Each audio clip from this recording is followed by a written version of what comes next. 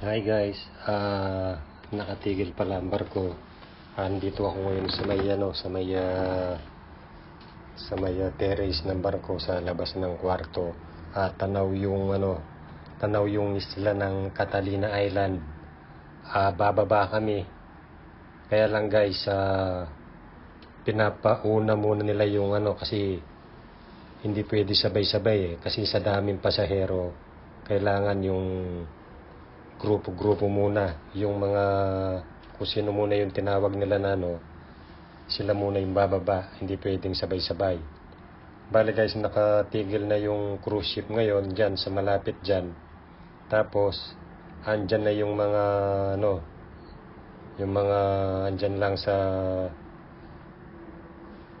yung mga susundo sa amin na mga mga barko na maliliit na mga parang mga passenger sila. Yan guys, makikita natin ang kagandahan ng isla.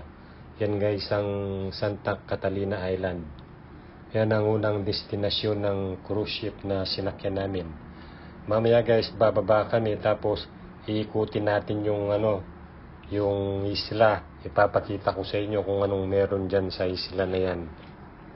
Yan guys, ang tinatawag nilang Santa Catalina. Dito sakop pa rin siya guys ng Los Angeles, California.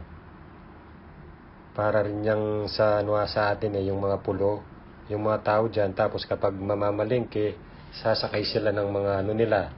May dyan, may mga yate dyan na pang talaga na bumibiyahe papunta dun sa may parang ganun sa bayan sa Los Angeles. Diyan may bayan na rin dyan, kaya lang yung yung talagang mamimili ng maramihan ganun, yung wala dyan, sasakay sila ng yate. May sakayan.